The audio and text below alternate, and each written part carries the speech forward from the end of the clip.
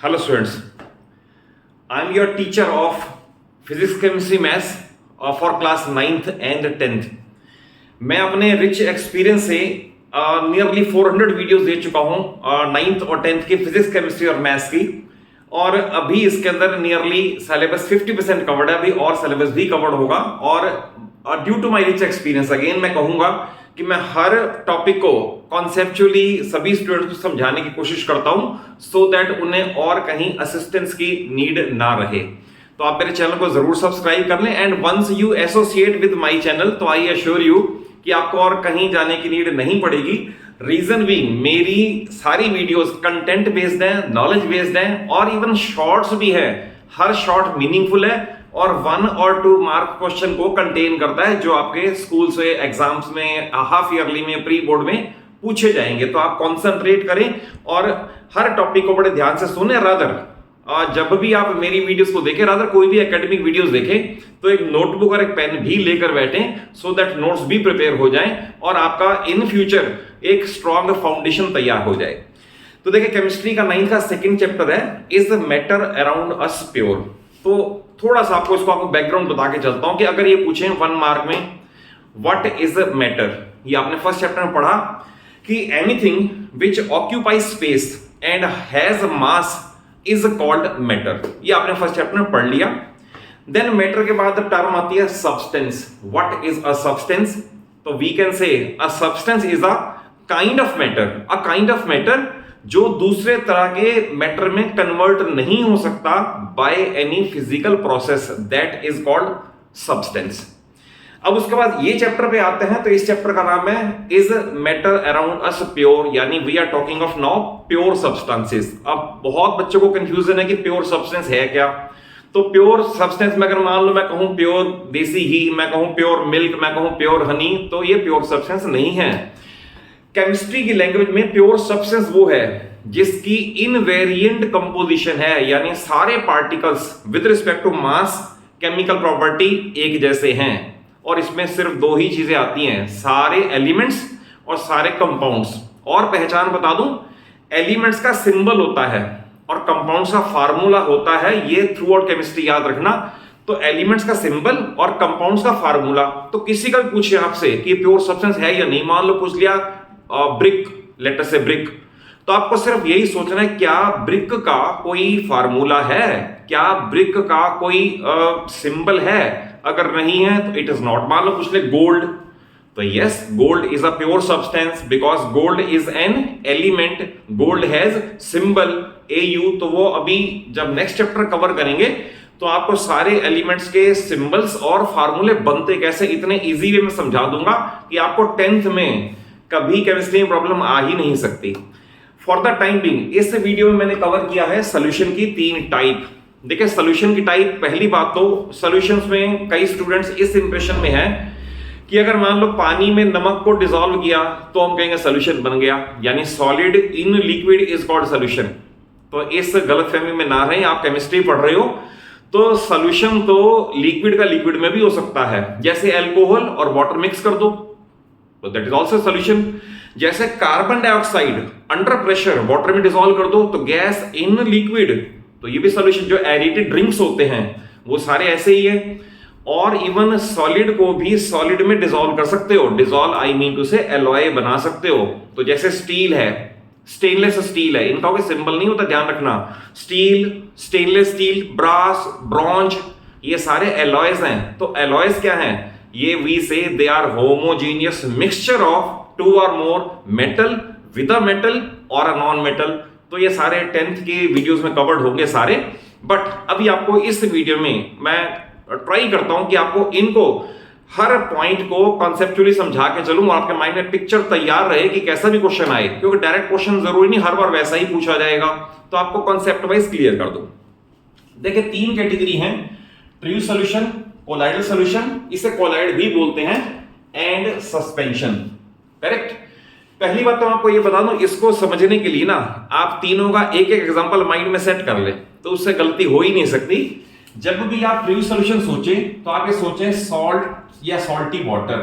मान लो salty water है ना, सारी प्रॉपर्टीज हम इस पे अप्लाई करके देखते जाएंगे। जब भी कोलैटरल का सोचें तो इसके बारे में मिल्क का सोच लें तो सारे ही एग्जांपल फिट आ जाएंगे। अगर सस्पेंशन का सोचें तो सस्पेंशन में मडी वाटर सोच लें तो सारी प्रॉपर्टीज फिट आ जाएंगी। बस आप ये तीनों याद रखना। अब जैसे पहला है साइज ऑफ पार्टिकल, तो ट्रू सॉल्यूशन में साइज ऑफ पार्टिकल्स बहुत छोटा है, लेस देन 1 nm। अब ये पूछ सकते हैं 1 nm है क्या, तो 1 nm इज 1 नैनोमीटर, यानी 1 into 10 की power -9 meter is called 1 nanometer 1 nm। ठीक है, size of particle less than 1 nm। Colloidal में हम कहेंगे थोड़े से बड़े पार्टिकल हैं 1 और 100 nm। अब इसमें भी size, what is the meaning of size, ये भी ध्यान रखना।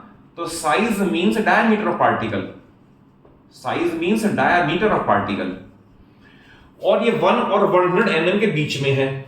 और what about suspension, muddy water, आपको पता है मड के पार्टिकल साफ नजर आ रहे होते हैं, बड़े बड़े पार्टिकल्स हैं, तो 100 नैनोमीटर से भी बड़ा डायमीटर है उनका, तो they have size more than 100 nanometer. Next है उनका अपीयरेंस। ट्रू सॉल्यूशन हमेशा होमोजीनियस होगा। अब होमोजीनियस मींस ये है कि सपोज आपने सॉल्टी वाटर प्रिपेयर किया, तो सॉल्टी वाटर में ऐसा नहीं हो सकता कि टॉप पे, मिडल में या बॉटम में अलग अलग कॉन्सेंट्रेशन हो, सब जगह सेम होगा। जितना नमकीन पानी ऊपर से है उतना बॉटम में होगा, उतना मिडल में भी होगा। तो ये होमोजीनियस है, यानी यूनिफॉर्मली डिस्ट्रीब्यूटेड है पार्टिकल्स। अबाउट दिस, ये इंपॉर्टेंट है, appears to be homogeneous but in fact heterogeneous है। जैसे मिल्क है, मिल्क आपको ये लगेगा कि मिल्क होमोजीनियस है, बट अगर मिल्क पड़ा रहेगा ना तो उसमें फैट पार्टिकल्स का डिस्ट्रीब्यूशन अनइवन हो जाएगा। तो इसलिए याद रखना, मिल्क मैन जब भी मिल्क की ग्रेविटी चेक करते हैं तो पहले वो मिल्क को शेक कर लेते हैं सो दैट वो होमोजीनियस बन जाए। तो इसलिए मैं आपको बता दिया, appears to be homogeneous but in fact heterogeneous. और मडी वाटर तो हमेशा ही हेट्रोजीनियस है, कहीं मड पार्टिकल बड़े होंगे, कहीं छोटे होंगे और कहीं पर नहीं भी होंगे, तो ये हेट्रोजीनियस है। नेक्स्ट है about visibility of particles. Particles cannot be seen with naked eye और विद सिंपल माइक्रोस्कोप। ये आपको पता है, अगर पानी में नमक को या चीनी को डिसॉल्व कर दें तो क्या हम नेकेड आई से देख सकते हैं कि पार्टिकल्स NaCl के कहां पर हैं? नहीं दिखेगा। What is meant bye simple microscope? अब 1 मार्क में ये पूछ ले सिंपल माइक्रोस्कोप है क्या, तो we can say a convex lens of short focal length is called simple microscope. आपने देखा होगा इस तरह का lens, it is called convex lens. Detail, बहुत डिटेल अगर आपको देखनी हो तो 10th की वीडियोस में, लाइट में मेरी वीडियोस बहुत सारी आ चुकी हैं और अभी आने वाली हैं। तो ये कॉन्वेक्स लेंस होता है। अ convex lens of short focal length is called simple microscope. तो सिंपल माइक्रोस्कोप से भी नजर नहीं आते, कंपाउंड से नजर आ जाएंगे, नो डाउट। इसमें है particles can be seen with microscope, that is under microscopic observation तो पार्टिकल्स नजर आ जाएंगे, fat particles, but naked eye से नजर नहीं आएंगे। मडी वाटर का आपको पता ही है कि मड के पार्टिकल्स और नेकेड आई से भी नजर आ जाते हैं। तो आपको हर चीज में इससे और इससे कंपेयर करके बता रहा हूं। नेक्स्ट है do not settle down on keeping. Simple है, अगर आपने पानी में नमक को डिसॉल्व कर दिया तो ऐसा नहीं होगा कि रात भर पानी पड़ा रहे और सुबह नमक नीचे रह जाए, पानी ऊपर रह जाए, ये होता ही नहीं। वी से particles do not settle down on keeping. ये इसमें भी सेम है कि ऐसा नहीं होगा मिल्क में सुबह ऊपर तो पानी रह जाए और फैट पार्टिकल साथ नीचे जाके बैठ जाए, ये नहीं होता। ये इसमें लिख दिया सेम। इसमें particle settle down on keeping, you know it very well, due to gravity. Size of particles बड़ा है तो due to gravity they will settle down at bottom, और इस तरह से उनकी कॉन्सेंट्रेशन अनइवन हो जाएगी, यानी ऊपर मड पार्टिकल्स कम रह जाएंगे, नीचे ज्यादा हो जाएंगे, तो they settle down on keeping. Next है particles not stopped by filter paper. तो ये भी क्लियर है कि आप फिल्टर पेपर लें, जिसे छलनी बोलते हैं, आप फिल्टर पेपर लें, फिल्टर पेपर ऊपर नमक वाला पानी डाल दें तो ऐसा नहीं हो सकता कि नमक ऊपर रह जाए पानी नीचे चला जाए, हो ही नहीं सकता। दे पास थ्रू फिल्टर पेपर। ये इसमें भी सेम है, इसके अंदर भी पार्टिकल्स फिल्टर पेपर से पास हो जाएंगे, ऊपर नहीं रुकेंगे। और आपको मड पार्टिकल का पता है कि मड पार्टिकल में, मड वाले में पार्टिकल्स फिल्टर पेपर के ऊपर रुक जाएंगे। और लास्ट इसका पॉइंट बहुत इंपॉर्टेंट है, वो है स्कैटरिंग का। नो स्कैटरिंग, स्कैटर और स्कैटर, इसे ध्यान से समझ ले। इसमें भी कई बार बच्चे बहुत गलतियां करते हैं, पर मैं अपने एक्सपीरियंस से बता रहा हूं कि इसके अंदर क्या आपको लिखना चाहिए। नंबर 1 इसमें आपको समझना है what is meant by Tyndall effect. तो देखिए इसके अंदर आता है TYNDALL, टाइडल इफेक्ट। अब टाइडल इफेक्ट है क्या, तो इसे हम बोलते हैं scattering of light by particles in its path is called Tyndall effect. पहले तो ये समझ ले टाइंडल इफेक्ट है क्या। Scattering of light by particles in its path is called Tyndall effect. आप इसका सिंपल एग्जांपल समझ लें कि अगर एक सपोज रूम है जिसके अंदर कोई डस्ट पार्टिकल्स नहीं है, उस रूम में किसी वेंटिलेटर से लाइट आ रही है, तो हमें कमरे के अंदर उजाला नजर आएगा बट लाइट का पाथ नजर नहीं आता। क्लियर। अब आप उस रूम को डस्टी बना दो, रूम में डस्टिंग कर दो, मिट्टी डस्ट उड़ा दो। जब डस्ट उड़ा दोगी ना तो डस्ट के बाद उस वेंटिलेटर से लाइट का पाथ विजिबल हो जाएगा कि इस रास्ते से लाइट आ रही है। इसी को बोलते हैं टाइंडल इफेक्ट। जैसे सिनेमा में, थिएटर्स में अगर मान लो डस्ट उड़ रही है तो प्रोजेक्टर वाले रूम से जो लाइट आती है ना, उस लाइट का हमें पाथ नजर आ जाता है। तो पाथ किसने विजिबल किया? Bye particles in its path. रास्ते में जो पार्टिकल्स आए उन्होंने लाइट को स्कैटर कर दिया, फैला दिया, और लाइट स्कैटर करने के बाद हमें लाइट का पाथ नजर आ गया, तो it is called Tyndall effect. Correct. अब इसमें आ गया do not scatter. That is, अगर मान लो आपने सॉल्टी सोल्यूशन लिया और टॉर्च से लाइट उस पर थ्रो की, तो हमें लाइट का पाथ सॉल्टी सोल्यूशन में से नजर नहीं आएगा, तो we say they do not show Tyndall effect और they do not scatter light. But इसमें साइज ऑफ पार्टिकल बड़ा है कोलाइडल के अंदर, जैसे मिल्क का है, या आप स्टार्च सोल्यूशन ले सकते हो। जितने भी एग्जांपल कोलाइड्स के हैं उनके अंदर अगर आप एक टॉर्च से लाइट को थ्रो करोगे तो आप देखोगे कि लाइट का पाथ उसमें से विजिबल हो गया है, तो that is they are scattering light, that is they are showing Tyndall effect. अब इसमें बहुत स्टूडेंट कंफ्यूज भी रहते हैं, गलती भी करते हैं कि क्या है इसके अंदर, करता है कि नहीं करता। कुछ स्टूडेंट आर्ग्यू करते हैं करता है, कुछ कह रहे नहीं करता। तो बिल्कुल क्लियरली बता देता हूं इसके अंदर कि अगर आपके पास है कोई सस्पेंशन, तो सस्पेंशन के बारे में हम यही लिखेंगे कि suspension show Tyndall effect, that is they scatter light. But इसमें एक लाइन ऐड करनी बहुत जरूरी है कि अगर सपोज कोई आपका कोलाइडल सस्पेंशन आपने बहुत देर तक रख दिया, let us say for full night और लेट्स से फॉर 2 days रख दिया आपने, तो याद रखना it will not scatter light. Reason being heavier particles तो बॉटम पे रह जाएंगे।